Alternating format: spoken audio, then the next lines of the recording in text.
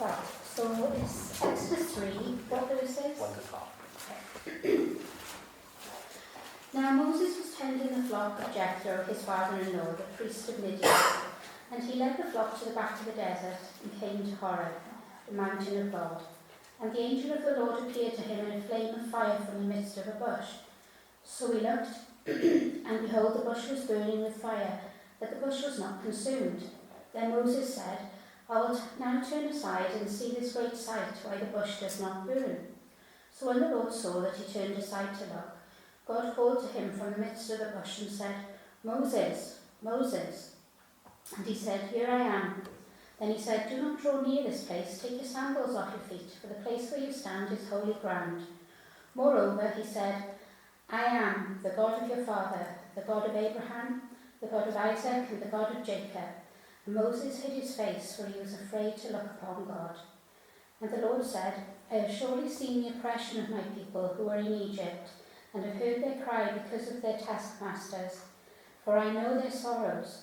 So I have come down to deliver them out of the hand of the Egyptians, and to bring them up from the land to a good and large land, to a land flowing with milk and honey, to the place of the Canaanites and the Hittites and the Amorites and the Perizzites and the Hivites and the Jebusites. Now therefore, behold, the cry of the children of Israel has come to me, and I have also seen the oppression with which the Egyptians oppress them. Come now, therefore, and I will send you to Pharaoh, that you may bring my people, the children of Israel, out of Egypt. But Moses said to God, Who am I, that I should go to Pharaoh, and that I should bring the children of Israel out of Egypt? So he said, I will certainly be with you, and this shall be a sign to you, that I have sent you. When you have brought the people out of Egypt, you shall serve God on this mountain.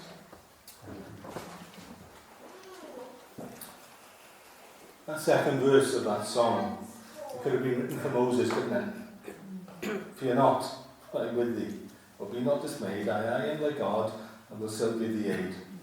You see, God didn't send him without the promise of being with him. I'll strengthen thee, help thee, and cause thee to stand, and give you the strength that you need, upheld by my righteous, omnipotent hand. And it's Moses' testimony, but it's ours too, isn't it? And he's faithful. And he doesn't ask us to do things that he doesn't give us the strength to do. And we thank him for the strength that he does give. I mentioned a few weeks ago that on a Sunday morning we're looking at the Epistle of Paul to the Romans, but on a Sunday night I thought it would be nice to do a few different character studies and deliberately alternating back and forth between the Old and the New Testament. And I thought it would be nice to have a look at, well, one of my heroes of the Old Testament, this lovely man called Moses. And a miraculous child, a miraculous life, a miraculous leader, but a servant of a miraculous God. And that really is what Moses was about, isn't it? And I'm just going to give a quick recap on some of the challenges that he faced even before he was ever born. And if you read through the first 3 chapters of Exodus within your own time when you get back home, it's a lovely story, isn't it?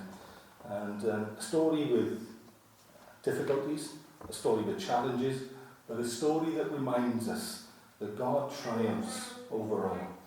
And the story starts with a reminder that the people of Israel have been invited down into Egypt. And don't ever lose sight of that fact.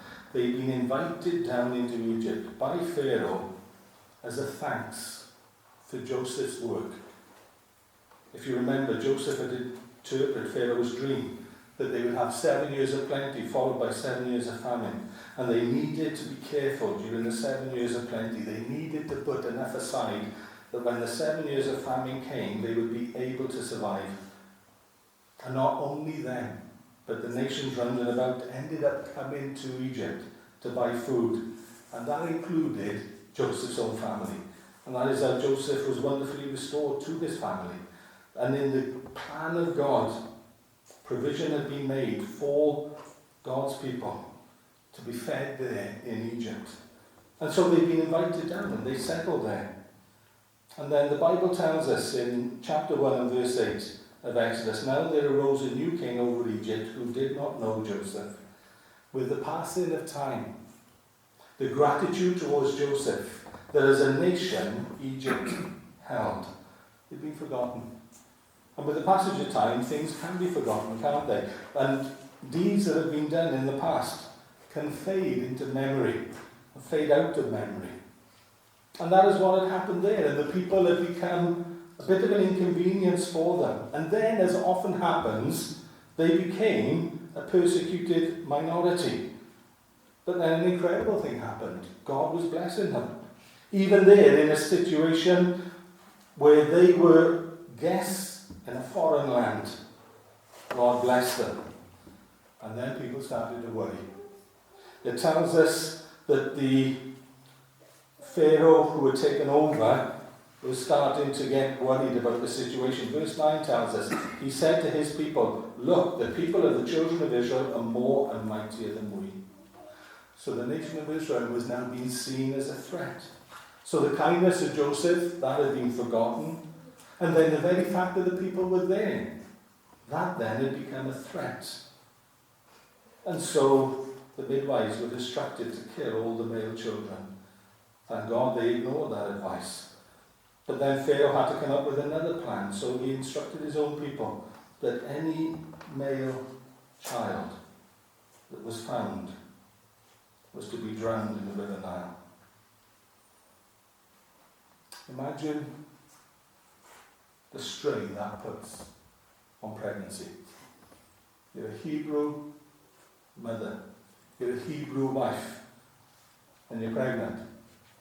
And as soon as you've conceived, in the back of your mind is the thought, is this going to be a boy or a girl? And it's a question that all new parents think. But imagine the strain on the pregnancy when, if it's a boy or a girl, will depend on whether your child can survive or not.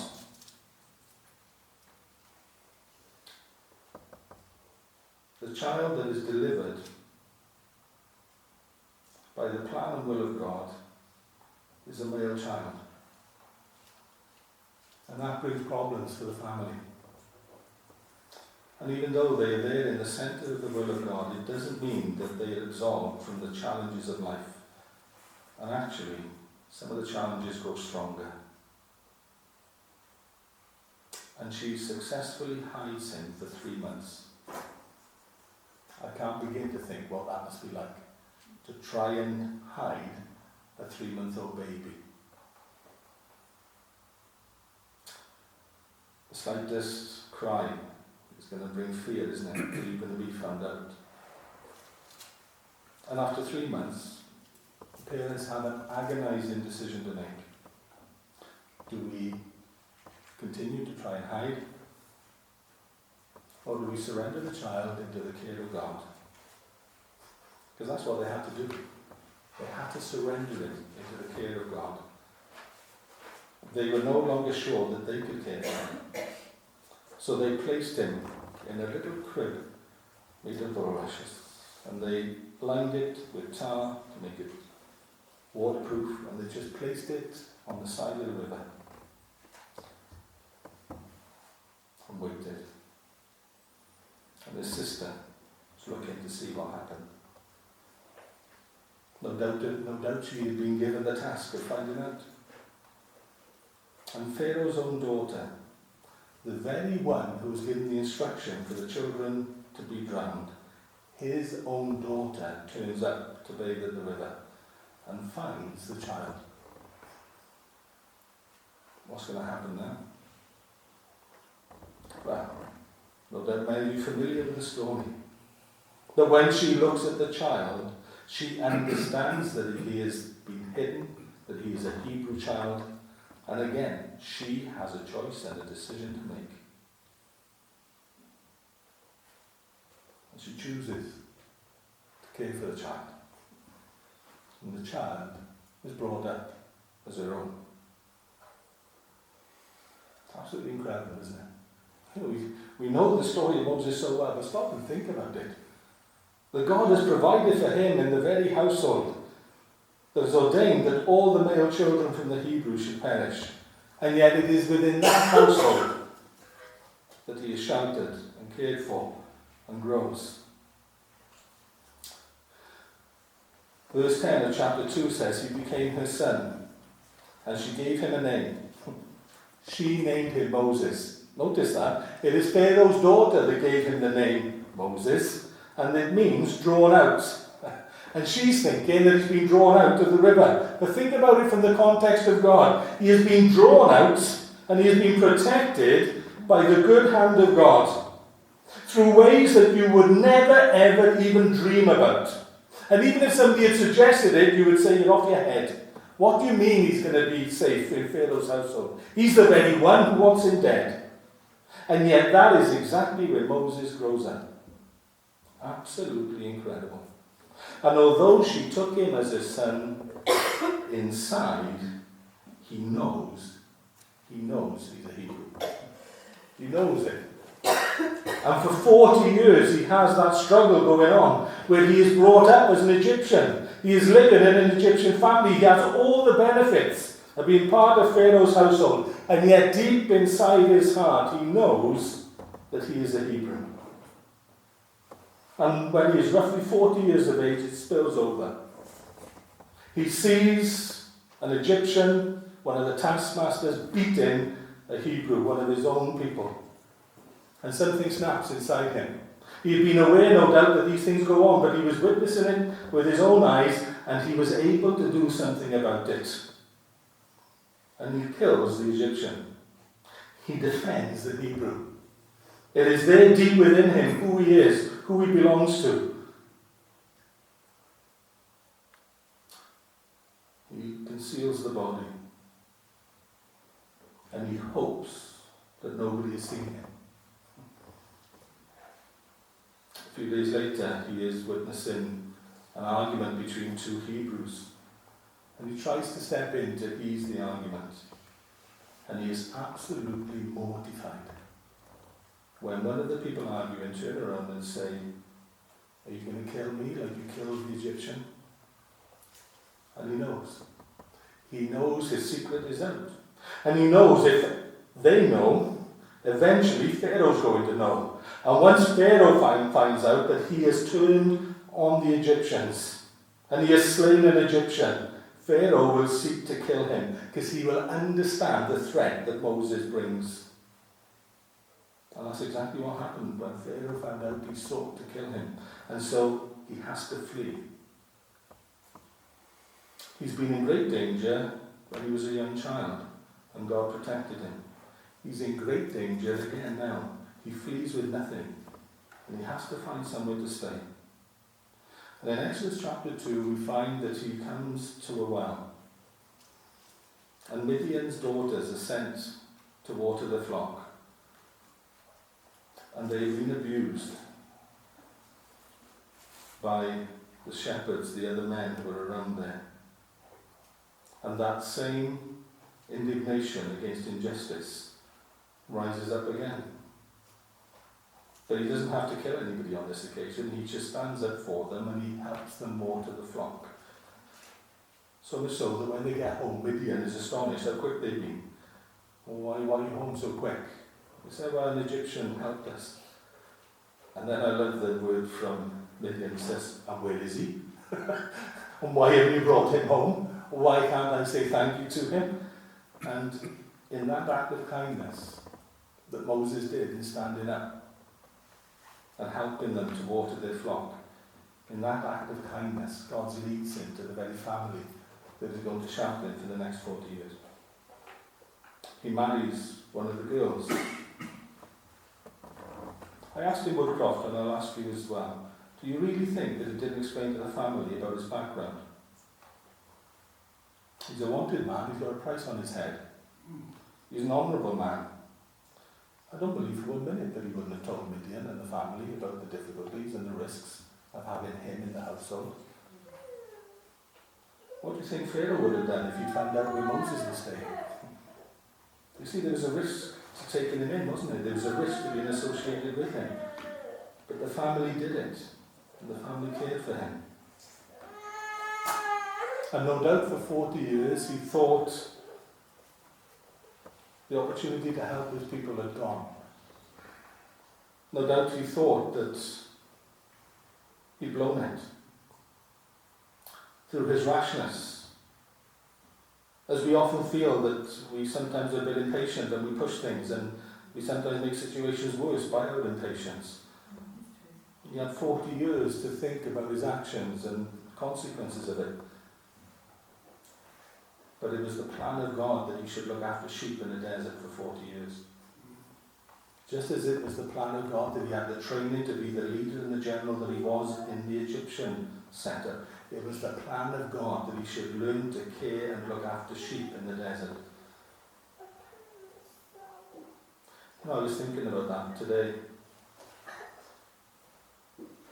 He didn't realise, when he accepted the challenge of God to lead the people of Israel out to the promised land, he didn't know at that stage that they would disobey, they would refuse to enter the promised land when they got to the border, and as the punishment they would be sent back to the wilderness for 40 years until that generation who refused to obey, refused to go in, until they had passed and their children went in.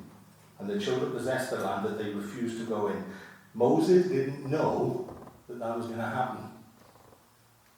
And isn't it incredible that he spent 40 years looking after sheep? And then he had to turn around from the very borders of the land of Israel. Imagine the frustration he had. He had to turn around and go back into the wilderness for 40 years until that generation had passed.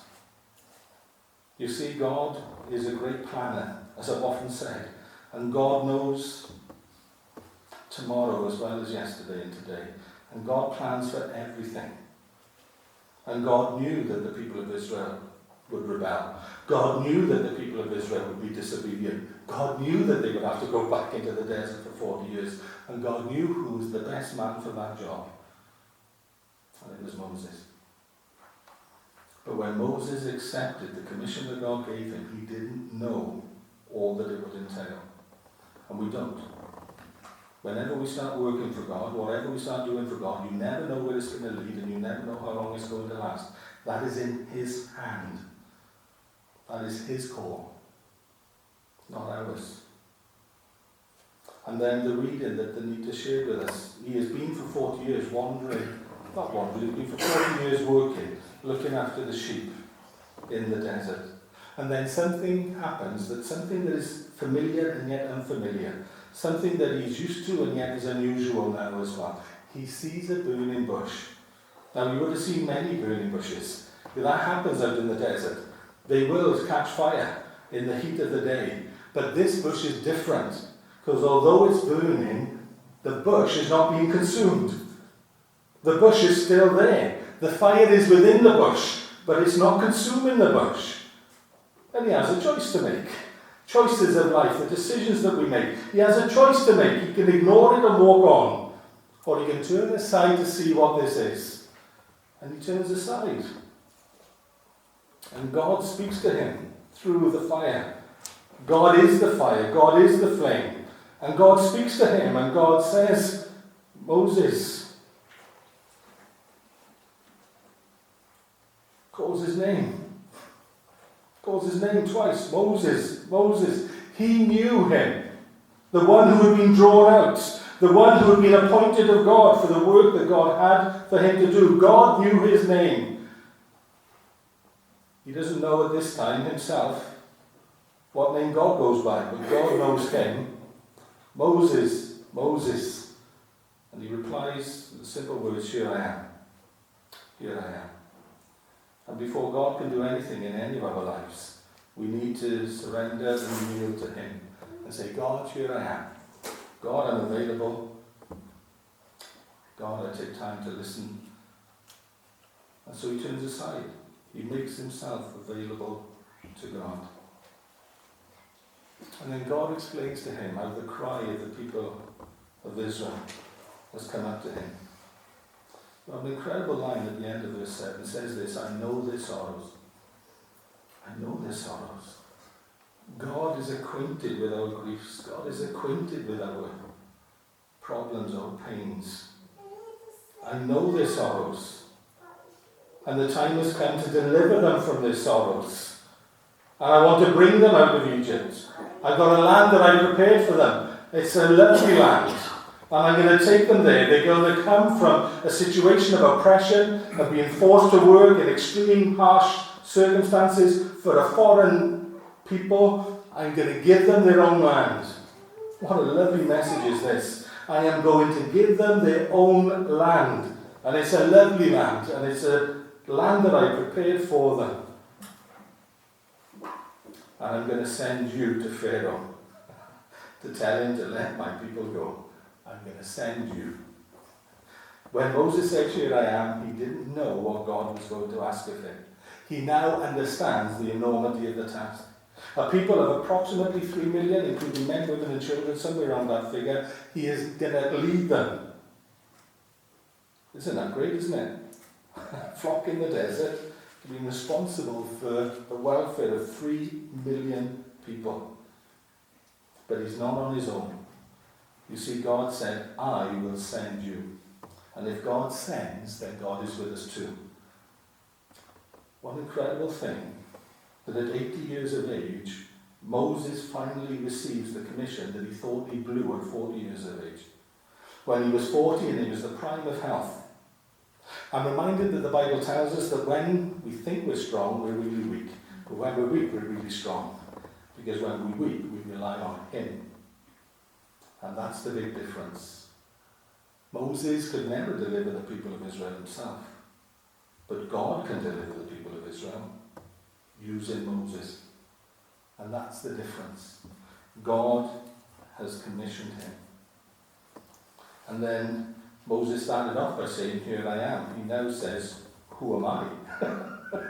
Who am I?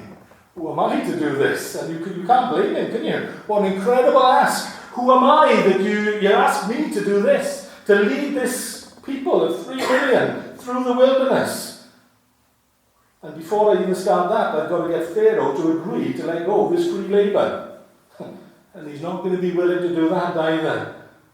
And Moses suddenly becomes all too aware of his own limitations. And no doubt in his mind he's thinking, "I've tried that before, and I know how that ended, and it doesn't end well." And sometimes the scars of the past, sometimes the failures that we've made, they can sometimes bind us and restrict us and hold us. And they grip us so tightly that we can never break through them. But thank God Moses was able to break through that.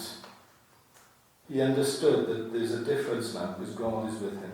And God reminds him of that fact in verse 12 that the reader needs to share with us. God said, "I will certainly be with you." What a wonderful assurance is that. I will certainly be with you. That is God's answer to who am I. It's Moses, it doesn't matter who you are, it's who am I. Who is God? And if God is God, and if God asks us to do anything, then God is able to give us what we need for his work to be accomplished. The vulnerable baby, bobbing about in a crib, is now returning to the very country to lead the people of Israel out. Because now it's God's time. Now it's not Moses' time. It's not Moses' thoughting. It's not Moses' actions. It is God responding to the pleas and the cries of his people. But it is Moses being willing to be used of God. What can I do? No. What can God do through you? And that changes the thought completely, doesn't it? May our hearts be open to the fact that God hasn't changed. And God still wants us to do in his name. But he has promised that he will certainly be with us.